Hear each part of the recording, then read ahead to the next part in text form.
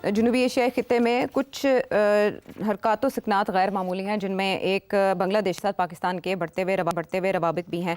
हमने इससे पहले देखा अप्रैल 2025 में खारिजा सेक्रेटरीज की मुलाकात हुई थी ढाका में, और उस दौरान सेठ साहब एक खबर आई थी कि उनके सेक्रेटरी खारिजा ने प्रेस कॉन्फ्रेंस में बताया था कि उन्होंने $4 अरब का पाकिस्तान से मुतालबा किया है नुकसानात की मद में, और माफ़ी का भी मुतालबा सामने आया था। लेकिन बाद में पाकिस्तानी वजारत खारिजा की जानिब से भी उसकी तरदीद जारी की गई और कहा गया कि दोनों ममालिक के दरमियान ताल्लुकात में रखना डालने की कोशिश की जा रही है, साजिश की जा रही है।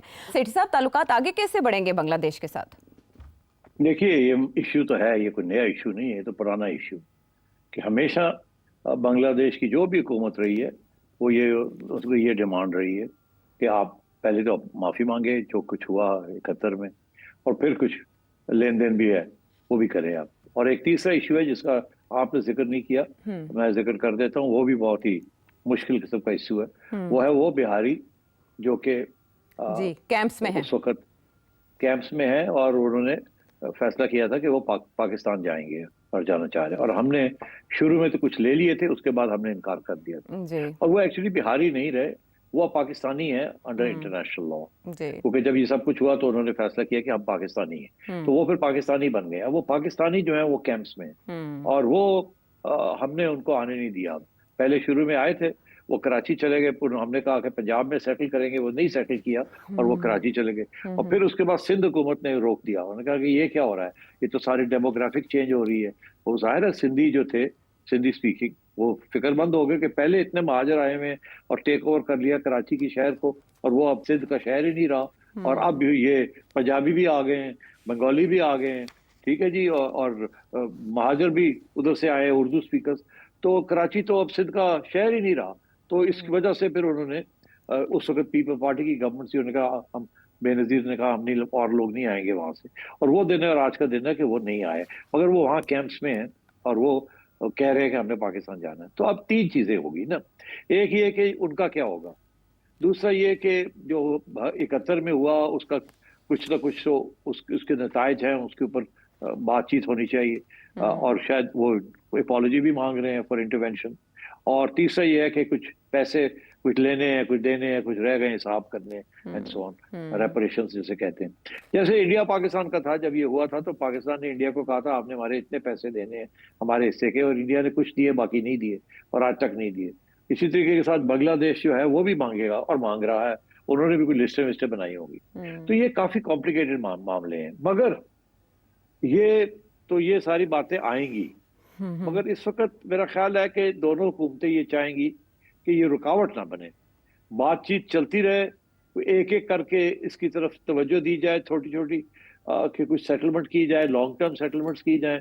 अच्छा, अगर आने हैं बिहार, वो बिहारी हैं जो पाकिस्तानी हैं, वो कैंप से आने हैं, तो चले अगले 5 साल के अंदर हम 10-10 हज़ार, 20-20 हज़ार, 30-30 हज़ार करके हर साल कुछ ले लेंगे, इस किस्म की बात हो सकती है, लॉन्ग टर्म सोल्यूशन। इसी तरीके के साथ जो पैसे हैं उसके ऊपर निगोशिएशन करके और फिर तय हो जाए, अच्छा जी ये इतना अमाउंट बनता है, इतना नहीं बनता, चलो ये तो भी कर लेंगे आहिस्ता आहिस्ता, और एंड सो ऑन। तो और वो जो आखिरी बात है कि जी हमारी माफी मांगे, वो आपको याद है कि जनरल मुशर्रफ भी तैयार हो गए थे, भुट्टो साहब भी तैयार हो गए थे, मगर जिस किस्म की माफी भुट्टो साहब ने या मुशर्रफ साहब ने मांगी वो एक्सेप्टेबल नहीं थी उनको। वो तो सीधी सी वो लंबी चौड़ी लिस्ट बना के बैठे हुए कि इसकी भी, ये भी तस्लीम करें, ये भी करें, ये भी करें, ये भी करें, ये बड़ी अनरीजनेबल बात है। मगर मेरा ख्याल है वहां भी कोई जैसे जॉइंट स्टेटमेंट बनाते हैं ना आयशा, जिसके अंदर आप कुछ लिखते हैं, फिर आप उसको अमेंड करते हैं, फिर ये लफ्ज चेंज करके ये कर देते हैं, वो कोई ये थोड़ी बहुत इससे मेहनत की जाए दोनों फॉरेन ऑफिस, तो मेरा ख्याल है ये मसला भी हल हो सकता है। किसी किस्म की रिग्रेट या अपॉलॉजी दी जा सकती है जिसके साथ उनका खाता जो है वो भर जाए, वो उनको वो मुतमईन हो जाए कि चलो जी अपॉलॉजी हो गई, और हमारी तरफ से ऐसे है कि कोई ज्यादा बेइज्जती ना हो, शर्म ना आए, तो ऑनरेबली ये काम बढ़ जाए, बन सकता है। मैं समझता हूँ सोल्यूशंस हैं, but there long term solutions. और सबसे इंपॉर्टेंट चीज ये है कि इस वक्त जो बांग्लादेश और पाकिस्तान इस वक्त जो चाइना कैंप में जा रहे हैं, तो I think China can also play a very big role between Pakistan and Bangladesh.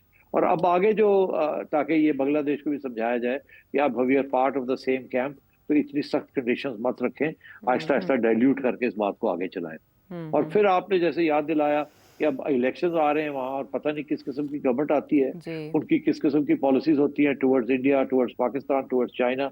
हालांकि मेरा अपना ये ख्याल है कि ये जो इस वक्त जो पॉलिसी चल रही है, जो भी नई नई हुकूमत आएगी वो यही पॉलिसी रखेगी, बिकॉज बांग्लादेश की जो आवाम है वो अब इंडिया के हक में नहीं है, वो एंटी इंडिया हो चुकी है। और ठीक। इसलिए ये नहीं होगा कि वो अब कोई ऐसी हुकूमत आए जो प्रो इंडिया हो और एंटी पाकिस्तान हो, जैसे शेख हसीना की हुकूमत थी। वो वक्त अब चला गया है। कम से कम अगले 8-10 साल अगर पाकिस्तान अपने पत्ते ठीक खेले और सही तरीके से बात चलाए बांग्लादेश के साथ, तो बहुत सी पुराने जो जख्म है वो ठीक हो सकते हैं। बिल्कुल ठीक है, इसीलिए ये दौरा इंतहाई अहमियत का हामिल है। देखना यह है कि इसहाक डार साहब इस दौरे से क्या लेकर आके बाद बात आगे कैसे बढ़ती है। वापस आते हैं हम एक ब्रेक के बाद।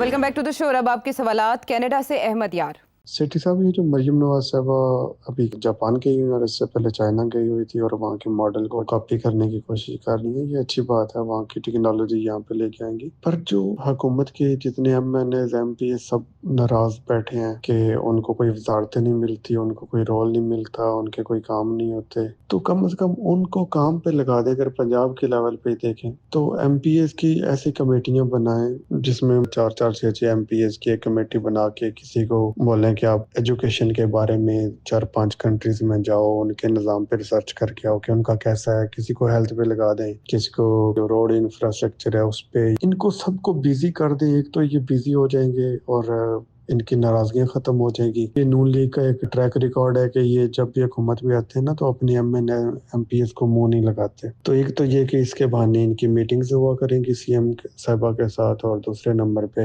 वो सब काम पे लग जाएंगे। और मरीम नवाज साहबा किस किस चीज पे रिसर्च कर सकती हैं, जब कितना टाइम इन चीजों पे लगा सकती है, तो बेहतर है कि इनको काम पे लगा दे। और यही सेम मॉडल जो है ना ये फेडरल में भी होना चाहिए। तो क्या कहेंगे आप? देखिए, ये इशू जो है ये तो मेरा ख्याल है मियां नवाज शरीफ ने और मरियम के दरमियान इसके ऊपर डिस्कशन भी हुई है कि ये जो इस वक्त जिस तरीके से मरियम बीवी पंजाब को चला रही है, वो ब्यूरोक्रेसी के जरिए पंजाब को चला रही है, MPs के जरिए नहीं चला रही, और ना ही लोकल गवर्नमेंट के जरिए चला रही। और शायद ये फलसफा ये है कि वो शहबाज शरीफ वाला फलसफा के काम करें और पैसा थोड़ा है और पैसा जैसे सही लगाना है वहां लगाए, और MPs के जेबों में पैसा ना जाए। अ, ये फलसफा है। क्योंकि वो फिक्रमंद है कि अगर फिर पंजाब हुकूमत के ऊपर करप्शन के चार्जेस लगने शुरू हो गए, क्योंकि इनेविटेबल है, जो होगा जब आप MPs को डेवलपमेंट फंड्स देंगे और उनके काम होंगे, तो वहां तो 20% 30% तो वैसे ही साइफन ऑफ हो जाता है। तो बातें तो चलती हैं फिर। और मेरा ख्याल है मरियम बीबी जो है वो थोड़ा सा ख्याल रखती हैं कारकर्दगी कैसी है, और तो इसलिए वो मेरा ख्याल है MPs को इतना घास नहीं डाल रही, ना ही उनको बजट्स दे रही हैं, और खुद जो है ब्यूरोक्रेसी के जरिए डेवलपमेंट कर रही है। अच्छा, अब इंटरेस्टिंग बात यह है कि ये यहाँ तक तो बात ठीक है, मगर अगर ये सियासी अप्रोच नहीं है, अगर आपने इलेक्शन की तरफ जाना है किसी न किसी स्टेज पे, तो फिर आप जब तक आपके पास कैंडिडेट्स नहीं होंगे तो आप इलेक्शन क्या लड़ेंगे? उस वक्त ये ब्यूरोक्रेट्स तो आपके काम नहीं आएंगे। तो और ये लोग जो हैं जिनके लिए आप समझ रही हैं कि आप वो काम कर रही हैं आवाम के लिए, ये जब इलेक्शन का वक्त आता है तो उनको ये सारी चीजें भूल जाती हैं। उनको नहीं याद रहता अस्पताल किसने बनाया है किसने नहीं बनाया। उन्हें ये याद रहता है कि हमारा MPA जो है उसने हमारा ये काम नहीं किया, ये काम नहीं किया, ये काम नहीं किया। हमारा लोकल जो बंदा है उसने हमारा ये काम नहीं किया, ये काम नहीं किया, ये काम नहीं किया। तो इसलिए पॉलिटिक्स बड़ी इंपॉर्टेंट होती है इलेक्शंस जीतने के लिए। और मगर पंजाब की हुकूमत जो है वो पॉलिटिक्स नहीं खेल रही इस वक्त। ये मामला मियां नवाज शरीफ साहब के साथ भी डिस्कस हुआ था, लोगों ने आके बात की मियां साहब से, और मियां साहब ने फिर मरियम को समझाया था कि चले फिर अब मैं मिलना शुरू करता हूँ, और MPs की भी बात सुननी चाहिए।